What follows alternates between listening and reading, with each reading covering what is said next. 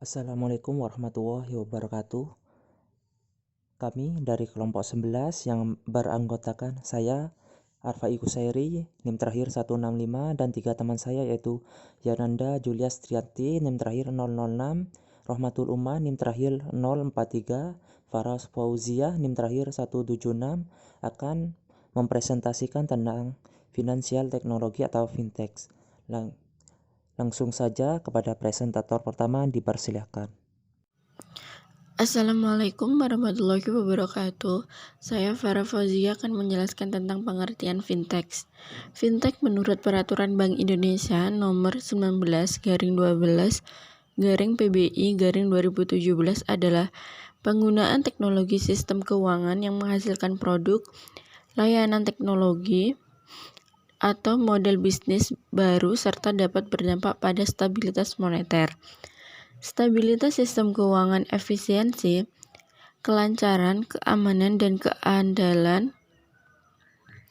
Sistem pembayaran penyelenggaraan fintech meliputi sistem pembayaran pendukung pasar, manajemen investasi dan manajemen risiko, pinjaman, pembiayaan, penyediaan modal, dan jasa finansial lainnya. Fintech merupakan sebuah inovasi pada industri jasa keuangan yang memanfaatkan penggunaan teknologi.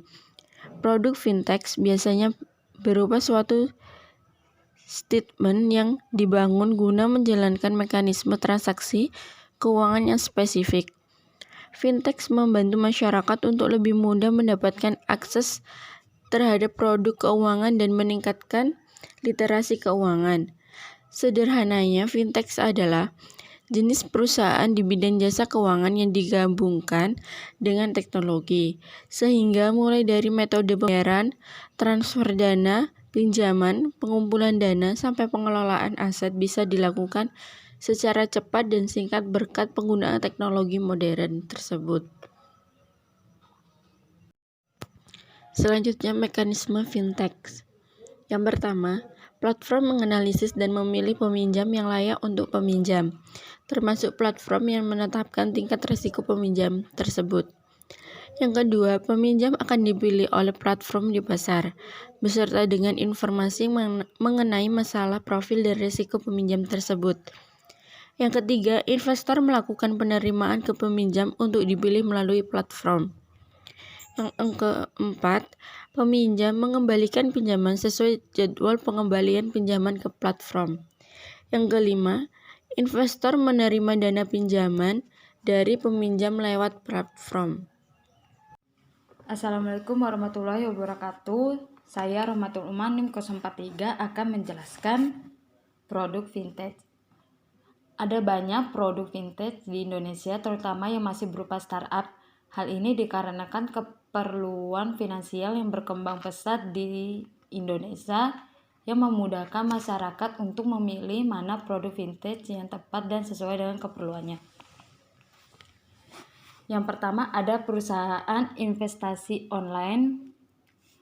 Salah satu produk yang tersedia dari fintech adalah perusahaan investasi online layanan finansial. Yang satu ini disediakan oleh bank-bank yang ada di Indonesia, baik bank pemerintah maupun bank swasta.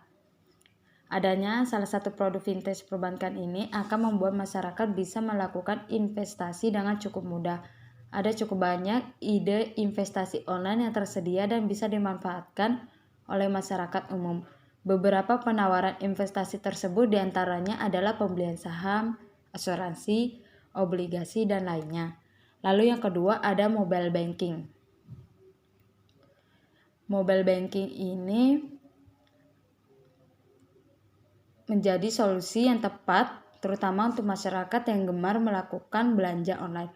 Dengan adanya produk fintech ini, maka masyarakat bisa melakukan transaksi menggunakan smartphone dengan dukungan jaringan internet. Transaksi finansial dengan menggunakan mobile banking mencakup beberapa jenis, seperti transfer uang, pembayaran belanja di merchant, informasi saldo, dan lain-lainnya. Contohnya itu seperti BCA Banking, BNI Banking, BRI Banking, dan lain-lainnya. Lalu yang ketiga ada marketplace. Marketplace sendiri sebenarnya merupakan sebuah platform digital yang dibuat untuk mewadahi penjual menawarkan apa yang dijual. Selain itu, marketplace juga akan memberikan kemudahan akses di mana akan membuat konsumen bisa melakukan transaksi kapan saja. Contoh produk vintage yang ada di Indonesia yaitu Bukalapak, Tokopedia, Shopee, Lazada, dan lain-lainnya. Lalu yang keempat ada peer-to-peer lending. P2P juga masuk dalam salah satu produk vintage yang tersedia dan bisa memberikan warna baru dalam transaksi yang terjadi di masyarakat. Produk ini akan memberikan alternatif berupa wadah investasi dan juga pinjaman usaha bagi masyarakat.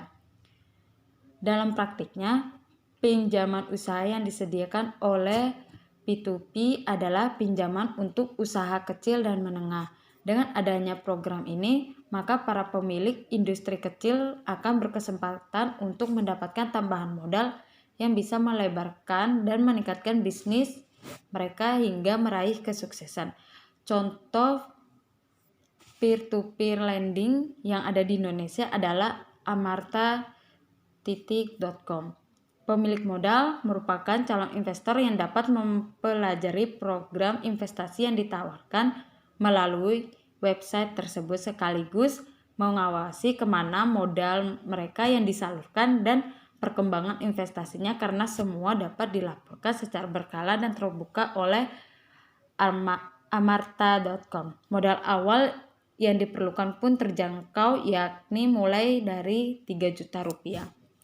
Sekian dan terima kasih.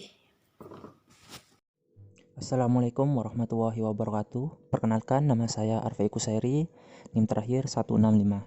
Di sini saya akan menjelaskan tentang isu finansial teknologi. Kami memberi contoh yaitu daftar update finansial teknologi ilegal yang ditutup. Jakarta, CNBC Indonesia. Satgas Waspada Investasi menemukan dan menutup 81 perusahaan finansial teknologi lending tak berizin atau ilegal. Ketua Satgas Waspada Investasi, Tongam L. Tobin, menegaskan penawaran pinjaman fintech lending tak berizin sangat merugikan bagi masyarakat. Selain mengenakan bunga yang sangat tinggi dan jangka waktu pendek, mereka juga meminta akses semua data kontak di handphone.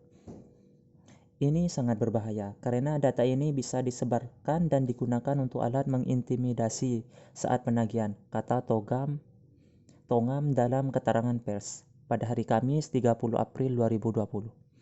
Satgas Waspada Investasi pun meminta masyarakat berhati-hati terhadap banyaknya penawaran pinjaman dari fintech lending tidak berizin serta penawaran fintech lending adalah perusahaan finansial teknologi yang membuka penawaran pinjaman. Saat ini masih marak penawaran fintech lending ilegal yang sengaja memanfaatkan kesulitan keuangan sebagian masyarakat untuk memenuhi kebutuhan sehari-hari. Sasaran mereka adalah masyarakat yang membutuhkan uang cepat untuk memenuhi kebutuhan pokok atau konsumtif, ujarnya. Mengacu data Satgas Waspada Investasi, beberapa perusahaan fintech diantaranya yaitu Wu Mangga, Tunai Cepat, KSP Dana Kemitraan Industri, Zeli, Cepat Uang, Zanjos, KSP Modal Usaha, Yuhu Yacau, Kastris, Pinjaman Mudah Pro, GT Deo Player, dan Sultan Hasan. Selanjutnya, perkembangan fintech. Industri fintech saat ini berkembang sangat pesat. Hal ini ditandai dengan semakin banyak berdirinya startup di bidang fintech menawarkan berbagai jenis keuangan antara lain seperti P2P atau peer-to-peer, lending atau pinjaman, payment gateway atau alat pembayaran, dan manajemen investasi. Dari beberapa jenis usaha tersebut, layanan P2P lending merupakan sistem pembayaran yang paling banyak digunakan oleh masyarakat. Di Indonesia sendiri, fintech juga telah berkembang meskipun masih tertinggal jika dibandingkan dengan negara lain seperti China, Hong Kong, dan India. Meskipun demikian, fintech di Indonesia tetap mempunyai potensi besar untuk lebih berkembang ke depannya. Fintech di Indonesia mempunyai potensi yang sangat besar untuk berkembang lagi ke depannya. Mengingat masih banyak kebutuhan pendanaan yang diperlukan oleh masyarakat belum terpenuhi. Sampai saat ini, berdasarkan data statistik OJK, per tanggal 1 Februari 2019, terdapat 99 perusahaan fintech lending yang telah terdaftar dan berizin di OJK dan 54 fintech sistem pembayaran yang terdapat di Bank Indonesia. Masih terdapat beberapa perusahaan lagi yang masih dalam proses perizinan, sehingga jumlah perusahaan fintech ini juga akan terus bertambah. Selanjutnya, saya Yananda Julia Srianti NIM terakhir 006 akan menjelaskan tentang crowdfunding dan jenis-jenisnya. Crowdfunding adalah teknik pendanaan untuk mengumpulkan dana dan investasi yang pada umumnya dilakukan melalui jejaring sosial media seperti Twitter, Facebook, dan blog khusus lainnya. Fokus crowdfunding adalah menggalang banyak sumbangan kecil dari sebuah lembaga donor. Crowdfunding berjalan dalam waktu terbatas dari beberapa hari sampai beberapa minggu dan berusaha untuk memenuhi target pendanaan sebelum batas akhir waktu. Di Indonesia sendiri, crowdfunding masih belum terlalu populer, namun memiliki potensi yang sangat besar untuk menjadi instrumen pengumpulan dana investasi. Penggunaannya relatif mudah serta sudah berbasis internet sehingga dapat diakses oleh setiap orang. Dalam crowdfunding, biasanya tidak ada batasan jumlah minimum untuk melakukan penyetoran modal, sehingga setiap kalangan dapat berpartisipasi. Walaupun tentu saja ada perbedaan timbal balik sesuai dengan nominal yang pendonor setorkan. Selanjutnya adalah jenis-jenis crowdfunding. Crowdfunding dibagi menjadi 4 jenis. Yang pertama, donasi.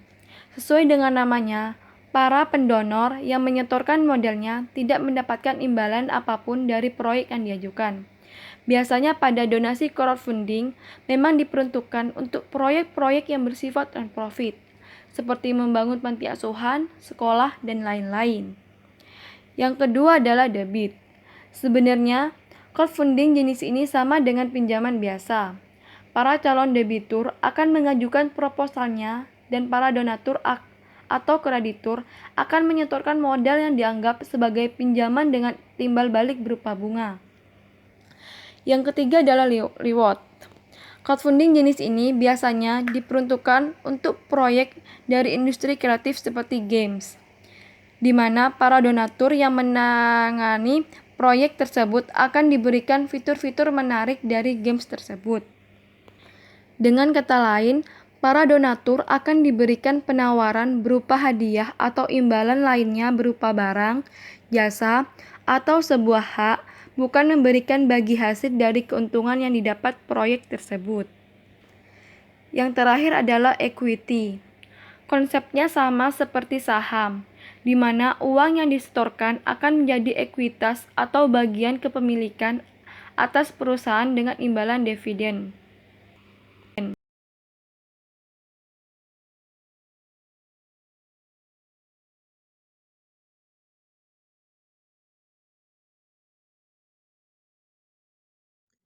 Sekian presentasi dari kelompok kami. Jika ada kesalahan, kami mohon maaf yang sebesar-besarnya. Terima kasih. Wassalamualaikum warahmatullahi wabarakatuh.